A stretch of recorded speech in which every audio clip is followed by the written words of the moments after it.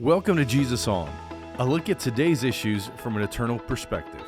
Pastor Zack and Pastor John will be giving us biblical insight into some of the problems the world faces today. Sit back and listen as we hear Jesus On, the problems you're dealing with right now. Hey, welcome to the Jesus On podcast, where we talk about subjects that are relevant to your life and what Jesus has to say, or how he lived around these subjects that are relevant to our life. This is Amy with me. We are talking about Jesus on the past, present, and future. We recently talked about Jesus on the past. Instead of talking about Jesus on the present today, we're going to talk about Jesus on the future, because I think the way we think about the past, I think the way that we think about the future shapes the way we think about the present. So Jesus on the future, that's our subject. Let's talk about the how our culture thinks about the future, or how our culture engages with this idea of the future. Take it away, Amy. What do you think? You might not think about it a whole lot, but our culture is pretty mindful of the future, and maybe even, I would go so far as to say, a little bit obsessed with the future, wanting to know it, wanting to kind of have some control over it. And so we see people go to things like horoscopes or psychics, or looking in the newspapers at stock futures and different things. And before you stop and say like, oh, well, that's not me. Like, I don't really care about the future that much. I'm not that obsessed with it. Take a second and think, if you looked at your phone today to see what the weather was going to be like. I do that every day. Yeah. I want to know, my kids want to know, we want to know, like, okay, is it going to be raining today? Do I need an umbrella? That kind of a thing. Or a week from now. Or a week from now. We're going on vacation, in a week. And so what's the weather going to be like where we're going 10 days from now? Or you live in the Northwest and it rains and Yes. it's cloudy. Yes. You can't remember the last time you saw the sun. And so you're like, when in the future will I see the sun? Yes, and you get excited. You're like, oh, my phone app says we're going to have sun next Tuesday. Or yeah, and then something Tuesday like that. comes and the weather changed. And it changed. Because whether we want to accept it or not, we cannot really fully know the future. Yeah. That's coming. Yeah. We can't really control everything that is coming in the future.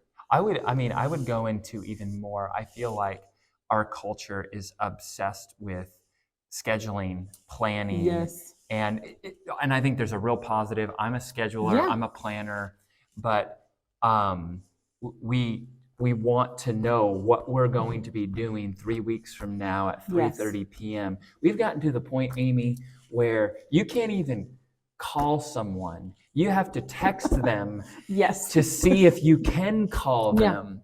But this idea of, man, our culture does engage very heavily with the future. And I read this quote in a book. I think it's something to the effect of it. For people, they spend 46.9% of their thinking is related to the future. Wow.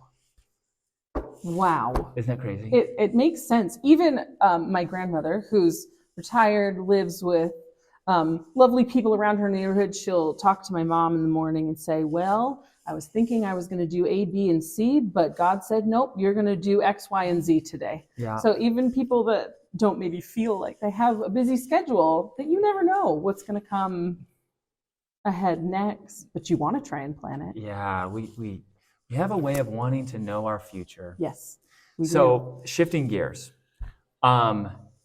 Jesus on the future. What, through the life of Jesus, through the teaching of Jesus, what does he share with us about how we should think, how we should engage, how we should approach the future?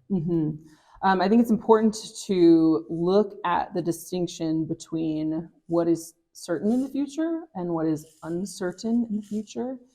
And there are plenty of things that are uncertain in the future. We don't know what gas prices will be this time next year. We don't know what the weather will be like. Are we going to have a really cold winter with a lot of snow, or is it going to be just wet and gray, or maybe sunny? Who knows? It could happen. We don't know about how the traffic's going to be on Friday when you're coming home from work. And there are even fun things. Surprises happen or Yeah. coincidences happen. There are plenty of things that are uncertain. But there are some things that are certain, and some of it is just kind of how God made the world. Like we all know we're going to need sleep. You can't go forever without sleeping. Yeah. We're going to need to eat again. Yeah. We are going to age, whether we like it or not. One day everybody will die. That's something we all share in common. And those are just things by how God made the world. And there are things about that can be comforting, that we can know those. They can still be pretty vague, though. We don't know when or how or why maybe any of those things will happen. But Jesus is very specific about a few things, quite a few things in the Bible when it comes to what he says about the future. The first one can sound kind of scary. In John 16:33, he says that there will be trouble when it comes to our future, but he doesn't leave it there. Like, okay, guys, there's going to be trouble. Okay, I'll talk to you later. He says there will be trouble, but believe in me. Like he's going to be with us. He's not going to just leave us alone in that trouble. And he tells us that so that we're not surprised when it happens. It doesn't mean trouble doesn't mean that he's left us or that something is going wrong with his plan. It's there and it's going to happen. He tells us that our future has a purpose and a direction to follow. When he gives the Great Commission at the end of Matthew, he says, I want you to go and make disciples out of every nation. I want you to baptize them and teach them the things that I have taught you. And then it even goes on beyond that to say, I will be with you always, even to the end of the age. And so we know that he has a job for us that's laid out. So for the rest of your future, that will be laid out before you. And we know that he'll be with us while we do that and while we live our lives for that. We know that he is preparing a place for us right now. There's a place that he's preparing for us, and that he's going to come back again one day to take us there. So he gives us that to look forward to, and we know that that's certain in our future. And the other really cool thing, if you look in Mark chapter 9, Pastor John pointed this out in his sermon a couple of weeks ago, that when we see Jesus in the transfiguration in front of his disciples, that they thought that it was good. They got to see him in his full glory, and they kind of wanted to just hang out there and be in it. And it was a glimpse of what we as believers have to look forward to. And we got that little snapshot to know how good it is. And because Jesus said it and he promised it, we know that it will come in the future. And we can be certain of that piece of our future. I love the distinction you make of there are things in our future that are uncertain. But Jesus gives us things in our future that are certain. Gives us promises that are certain. And I think that's the beauty of the gospel. The beauty of being a follower of Jesus Christ is without Jesus, it feels like we're left with far more uncertainties than we are filled with certainties. And you listed some uncertainties that are relatively expected. You know, we're going to hit some traffic, didn't expect that, or bad weather, didn't expect that.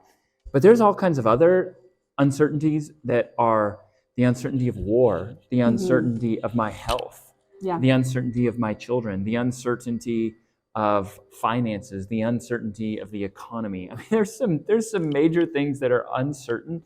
And I know in your notes we talked about anxiety. Like, we live in a culture where the level of anxiety is higher than it's ever been before. And I think a lot of that is maybe more related to us failing to live in community with each other.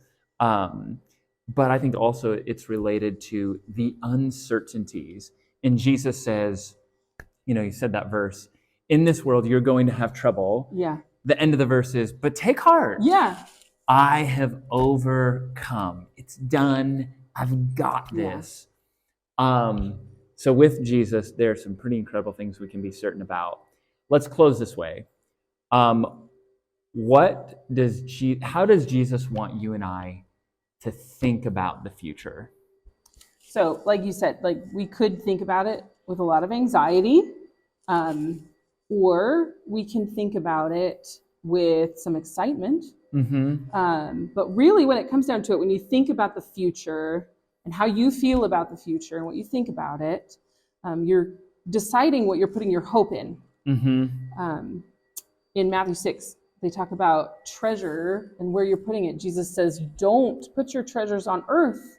Don't build those up, because moth and rust and other things of this earth are going to destroy them. So if we're putting our hope for the future in things of this earth, like I'm probably going to get promoted in the next few years, or my kids are going to go to this cool college that they've been planning for, or I have a vacation that's coming up,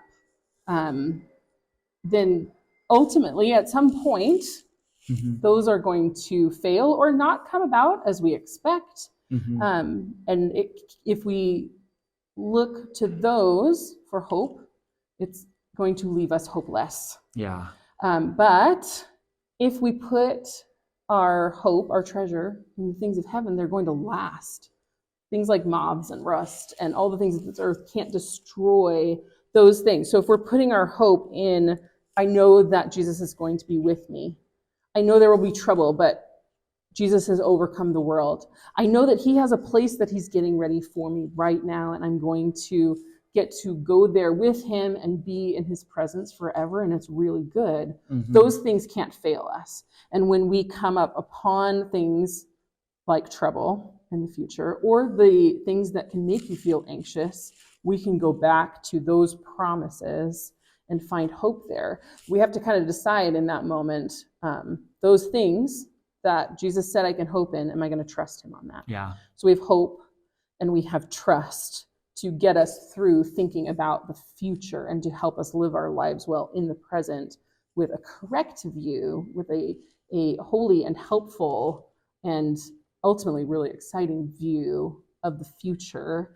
And I know, Zach, that really leaves us with a goal to keep in mind as well as we consider about what could happen in the future. Yeah, I think Jesus, like you said, he wants us to think about the future with trust in him. There's things in our life that are going to come, the future, that are uncertain, and it's an invitation to trust him.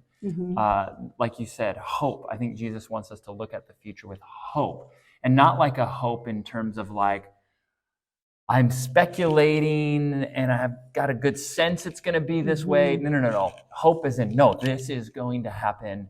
I'm doing a funeral for a gentleman who got polio when he was 5 years old and was a quadriplegic since he was 5 years old, all the way till he was in his mid-70s. Actually lived this incredible, full, generous life, my goodness. Yeah.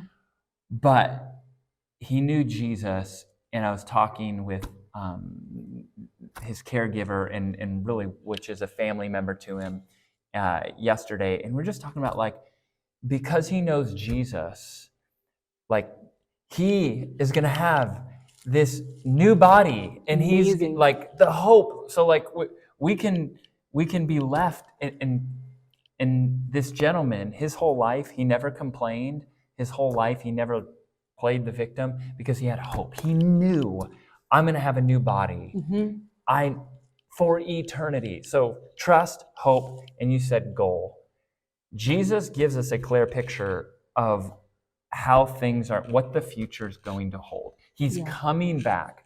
We are all going to stand before Jesus and give an account of our life. You know, it's the parable of the talents and how we invested what God gave us. That is going to shape our future. That's incredible. And so I think as we think about Jesus's goal for us in that future day when we will stand before him, that should shape the way that we think about both the present and the future, that we should live lives trusting in him, hoping in him, and then living faithfully for his finish line, not our finish line, and doing with that with joy. Man, what's neat is we know how things end. We win. We win. Yes. we're more than conquerors. We're more than victorious with him. So Any last thoughts about this before we close out? I would just encourage anyone who might be struggling with anxiety about the future to really look to God's word to see what he says about it. Yeah. And to really find that hope and that trust and that purpose for your future in here instead of what might just be in your head or the world around you. The promises of God. Yes. Right here. Mm-hmm. They are a key that will unlock bounds and bounds of peace. That's right. So good. Thanks for joining us today. We look forward to having you listen in at our next episode, Jesus on the Present. That's what's coming up next. That's right. We look forward to having you join next time. Thank you.